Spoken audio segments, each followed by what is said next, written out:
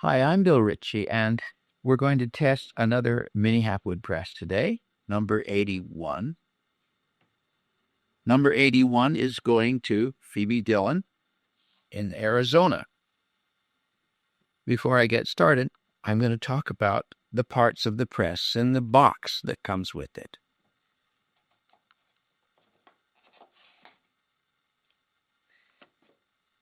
The box contains what I call printmaker accessories. Inside the lid, it has the certificate of authenticity. It also has the DVD that you're watching right now. New felt blankets. A new test plate. And 2 artist stamps. A card on which I will mount the finished plate after I've printed it. An Allen wrench, in case the wheel needs to be tightened, the set screws on the wheel.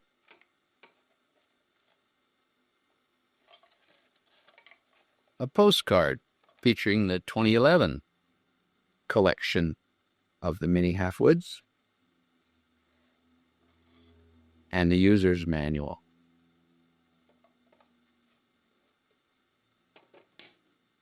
The press comes ready to go, but before we print later on, we'll be adjusting the pressure on the rollers. There's a little pad that we use when we shipped the press. The press itself has 2 safety stops on each end. Keep it from rolling too far.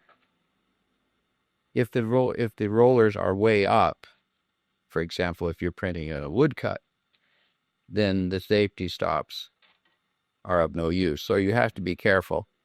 Not that it's a big problem. It's unbreakable polycarbonate, very tough, hard plastic. It looks like plexiglass, but it's actually polycarbonate, sometimes known as Lexan by its trade name. Underneath the press is a gripper plastic material so that this lightweight press doesn't slide around when you're printing. When I make a mini Halfwood press, I make a little book that goes with it. Gives its history, any kinds of special woods that I used on this particular press. For example, this one has a little purple heart trim.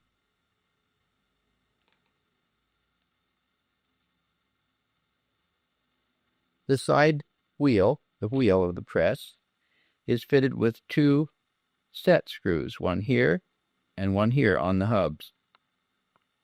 If the wheel ever became loose, which is unlikely, or after years of use, it could work its way loose, and so that's why we have included a new Allen wrench.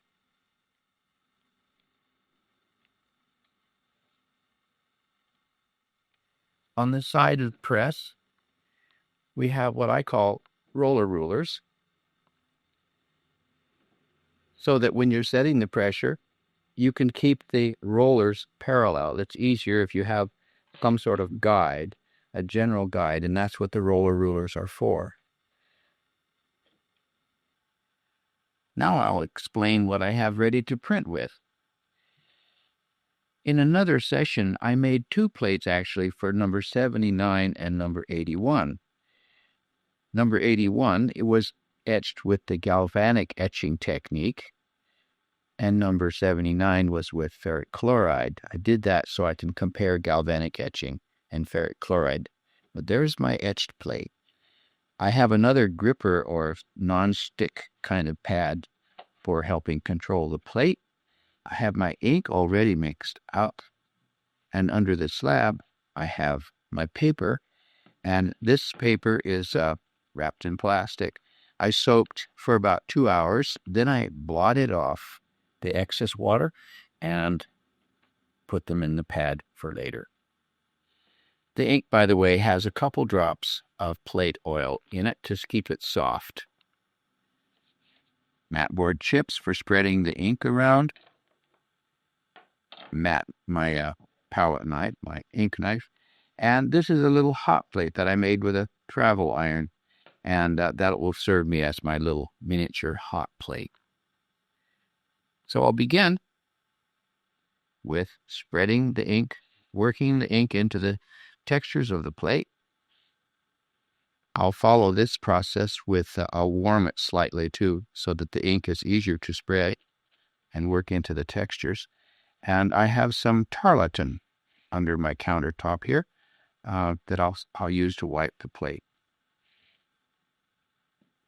Oh, one more thing. Later in the demonstration, I'll be putting on some talcum powder to keep my hand dry. Oh, also paper for paper wiping. I'm using Charbonnel black etching ink, oil-based. Oil-based inks always are softer when they're warm.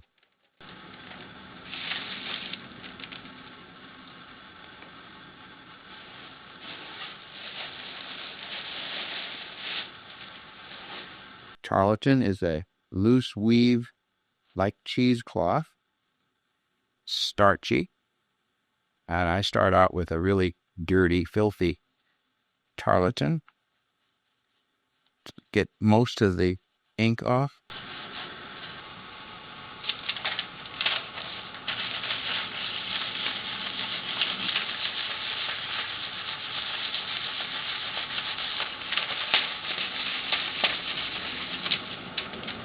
Image is very clear now. I can go to the talcum, the hand wipe. Off with the glove. Dry it with some of this talcum, baby powder, so my hand won't stick to the plate.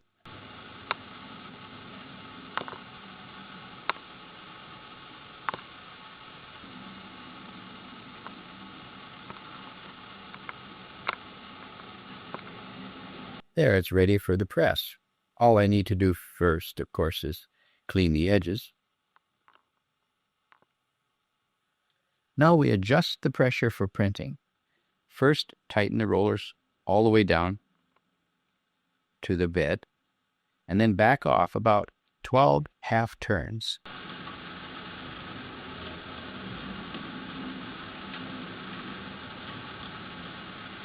That gives you room to put in the blankets. The sizing catcher goes down first. That's the thin one.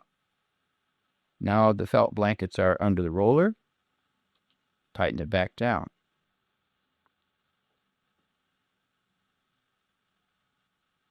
After years of experience, I know how it feels, but again, we have roller rulers on this side, and it looks like the top block is lined up just one mark under the D. And of course, it's the same on the other side.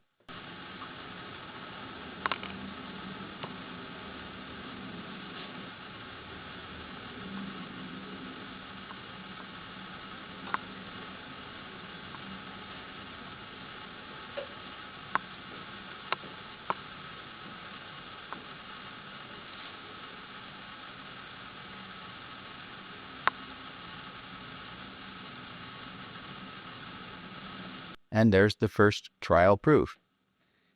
I want to repeat that the plate was etched with galvanic etching, and there may be an opportunity to compare the galvanic etched plate with the ferric chloride plate.